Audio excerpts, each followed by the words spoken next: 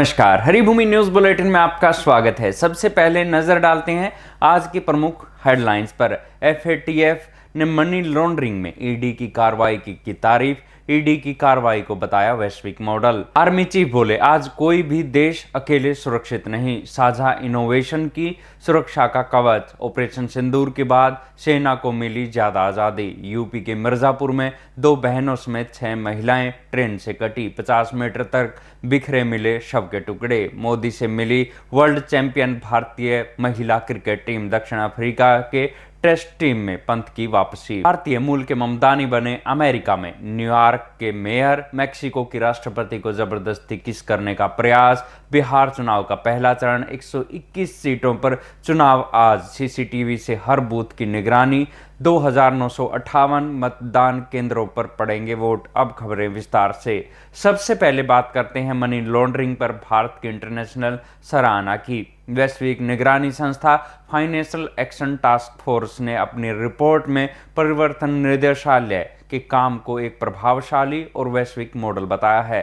FATF ने कहा कि भारत की कानूनी व्यवस्था और मनी लॉन्ड्रिंग रोकथाम तंत्र मजबूत और भरोसेमंद है। ये प्रणाली अपराध से जुड़ी संपत्ति को जब्त करने और पीड़ितों को राहत दिलाने के मामले में अन्य देशों के लिए मिसाल बन गई है। रिपोर्ट में महाराष्ट्र के एक मामले का जिक्र है जिसमें अवैध कमाई से खरीदी गई संपत्तियों को जब्त कर पीड़ितों को लौटाया गया। एफएटीएफ ने कहा, भारत ने वित्तीय अपराधों से जब्त संपत्तियों को समाज हित में उपयोग करने की दिशा में ठोस कदम उठाए हैं। भारत का ये मॉडल अन्य देशों के लिए प्रेरणा स्रोत बन सकता है।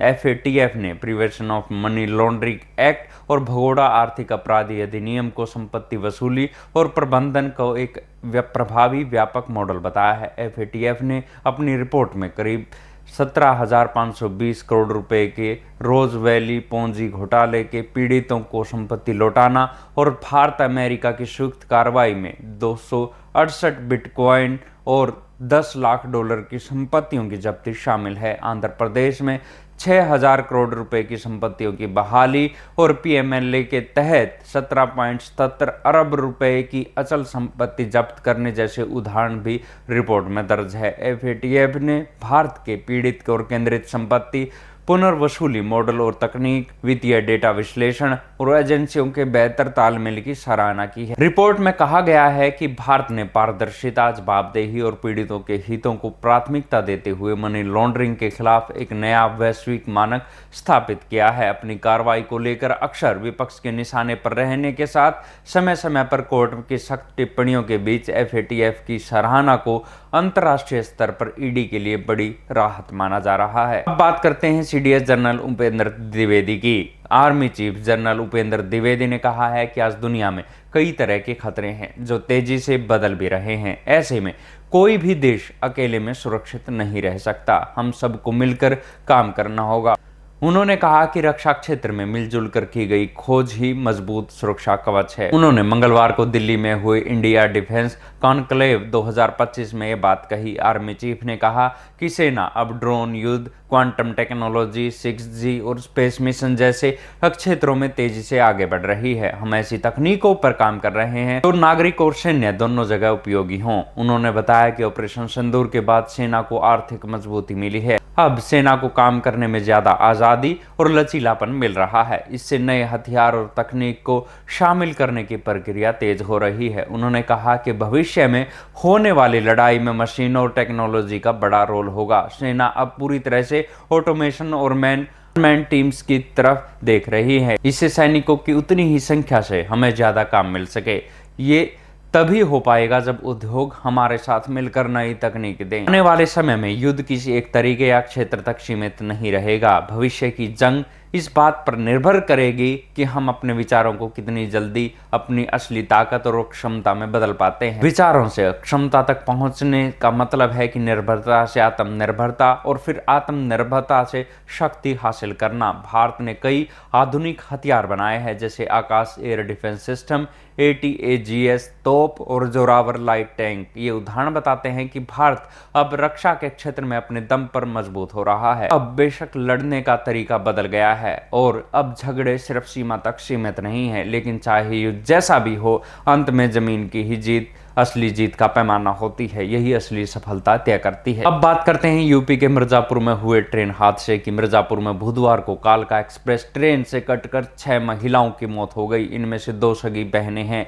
हादसा सुबह 9:30 चुनार रेलवे स्टेशन पर तब हुआ जब 54 से passenger train Chunar railway station के प्लेटफॉर्म नंबर 3 पर पहुंची थी। अधिक भीड़ होने की वजह से श्रद्धालु प्लेटफॉर्म पर न उतरकर दूसरी तरफ ट्रैक पर उतर गए। इसी दौरान दूसरे ट्रैक पर कालका एक्सप्रेस आ रही थी। अचानक ट्रेन आते ही यात्री घबरा गए। पुरुष तेजी से प्लेटफॉर्म पर चढ़ गए, परंतु महिलाएं नहीं चढ़ पाई और ट्रेन की चपेट में आ गई। उनके शवों के टुकड़े करीब 50 मीटर तक रेलवे ट्रैक पर बिखर गए। शवों को बैग में भरकर पोस्टमार्टम के लिए भेजा गया है। रेलवे अफसरों ने बताया कि कालका एक्सप्रेस का चुनार में स्टॉपेज नहीं है, इसलिए ट्रेन की स्पीड तेज थी। प्रत्यक्षदर्शियों ने बताया कि कार्तिक पूर्णिमा के कारण स्टेशन पर भारी भीड़ थी। हादसा इतनी तेजी से हुआ कि किसी को समझने का मौका भी नहीं मिला।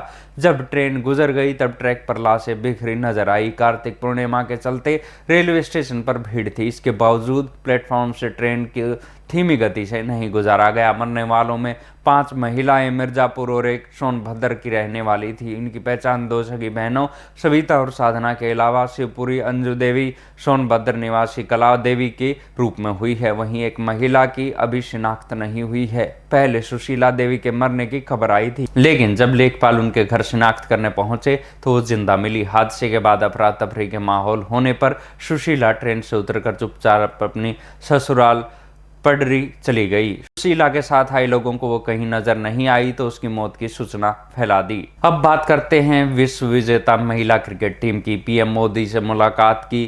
पहली बार विश्व विजेता बनने के बाद महिला क्रिकेट टीम बुधवार को दिल्ली में पीएम मोदी से मिली।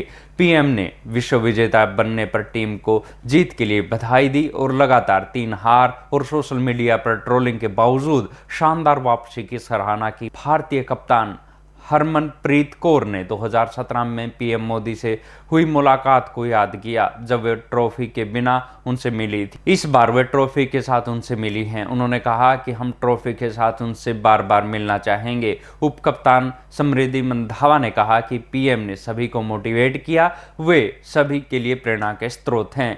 भारतीय टीम के साथ बीसीसीआई प्रेसिडेंट मिथुन मनहास और कोच अमोल मजूमदार भी मौजूद थे। खेल के दौरान घायल हुई प्रीतिका रावल व्हील चेयर पर देखी। भारत ने 2 नवंबर को फाइनल में दक्षिण अफ्रीका को 52 रन से हराकर विश्व कप में जीत दर्ज की थी। पीएम से मिलने के बाद विश्व विजेता महिला टीम उत्साहित दिखाई दी। उधर साउथ अफ्रीका के खिलाफ टेस्ट टीम में ऋषभ पंत की वापसी हुई है। टीम में प्रसिद्ध की जगह आकाशदीप को शामिल किया गया है। 2 टेस्ट मैचों की सीरीज 14 नवंबर से शुरू होगी। इंग्लैंड दौरे के दौरान चोटिल होने से ऋषभ टीम से बाहर चले गए थे। टीम में शुभमन गिल, ऋषभ पंत, यशस्वी जायसवाल, केएल राहुल, साई सुदर्शन, देवव्रत पडिक्कल, ध्रुव जुरेल, रविंद्र जडेजा, वॉशिंगटन सुंदर, जसप्रीत बुमराह, अक्षर पटेल, नीतीश कुमार रेड्डी, मोहम्मद सिराज, कुलदीप यादव और आकाशदीप को शामिल किया गया है। अब बात करते हैं न्यूयॉर्क मेयर और मेक्सिको की राष्ट्रपति की। मेक्सिको के राष्ट्रपति क्लाउडी शिनबाम के साथ बुधवार को सड़क पर एक शख्स ने बदसलूकी करने की कोशिश की। एक नशेड़ी ने राष्ट्रपति को छूने और किस करने का प्रयास किया। ये घटना राजधानी मेक्सिको सिटी के पुराने इलाके में हुई। यहाँ राष्ट्रपति शिनबाम लोगों से बात कर रही थी। इसी दौरान वो आदमी उनके पास आया और उनकी कमर पर हाथ रखकर उन्हें पकड़ने और किस करने की कोशिश करने लगा। शिनबाम ने मुस्कुराते हुए शांत तरीके से उनके हाथ को हटाया और उनकी तरफ देखकर कहा, चिंता मत करो। इसके बाद उनके सिक्योरिटी गार्ड ने तुरंत उन्हें दूर हटा दिया। शिनबाम अक्सर सड़कों पर जाकर लोगों से हाथ मिलाती हैं, सेल्फी लेती हैं और बात सुनती हैं। ये घटना ऐसे समय में हुई है जब मेक्सिको में राजनीतिक हिंसा की घटनाएं बढ़ रही है। हाल ही में मिचोअकान राज्य में उरुआपान शहर के मेयर कार्लोस मेंजो की गोली मारकर हत्या कर दी गई थी। उधर भारतीय मूल के डेमोक्रेट उम्मीदवार जोहरान ममदानी ने न्यूयॉर्क मेयर का चुनाव जीत लिया है। उन्होंने चुनाव में 50.4% वोट मिले। ममदानी मानसून वेंडिंग और सलमान बॉम्बे जैसी फिल्में डायरेक्ट करने वाली मीरा नायर के बेटे हैं। ममदानी पिछले 100 सालों में न्यूयॉर्क के सबसे युवा और पहले भारतवंशी और पहले मुस्लिम मेयर होंगे। अपनी विक्ट्री स्पीच में उन्होंने जवाहरलाल नेहरू के 15 अगस्त 1947 की आधी रात को दिए ट्रीट विद डेस्टिनी का जिक्र किया। भाषण के दौरान वे अपनी पत्नी के साथ धूम मचाले गाने पर झूमते हुए नजर आए। मां मीरा नायर ने मंच पर आकर उन्हें गले लगा लिया। पिता महमूद ममदानी भी मौजूद रहे। उन्होंने न्यूयॉर्क में सभी बच्चों के लिए फ्री केयर शुरू करेंगे, सब्सिडी वाले घरों का किराया फ्रीज करेंगे, पब्लिक बसों में मुफ्त यात्रा देंगे और सिटी की अपनी किराने की दुकानें खोलने के वादे किए थे। चुनाव के बीच राष्ट्रपति ट्रंप ने ममदानी को जिताने पर न्यूयॉर्क की फेडरल फंडिंग रोकने की चेतावनी दी थी। अब बात करते हैं बिहार में आज होने वाले पहले चरण के मतदान की। बिहार में वीरवार को 121 सीटों के लिए होने वाले पहले चरण के मतदान के लिए चुनाव आयोग ने 2958 मतदान केंद्र बनाए हैं। मतदान को शांतिपूर्ण, निष्पक्ष और भयमुक्त बनाने के लिए चुनाव आयोग ने व्यापक सुरक्षा और तकनीकी व्यवस्था की है।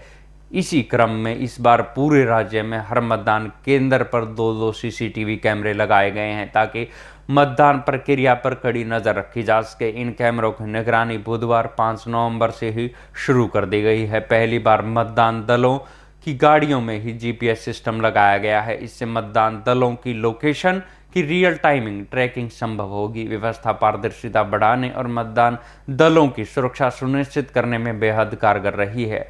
आज होने वाली मतदान में इंडिया गठबंधन की सीएम फेस तेजस्वी यादव, उप मुख्यमंत्री सम्राट चौधरी, विजय सिन्हा, लोक गायिका मैथिली ठाकुर, भोजपुरी स्टार खेसारी लाल यादव, लालू यादव के बड़े बेटे जनशक्ति जनता दल के तेज प्रताप यादव, जनता दल यूनाइटेड प्रदेश अध्यक्ष उमेश कुशवाहा, भोला यादव की किस्मत का फैसला ईवीएम में बंद हो जाएगा। बिहार में दूसरे चरण का मतदान 11 नवंबर का होगा। ऐसी ही खबरों से जुड़े रहने के लिए देखते रहिए हरिभूमि टीवी। और अधिक खबरों को विस्तार से जानना है तो हरिभूमि अखबार पढ़ें या हरिभूमि की वेबसाइट पर जाएं।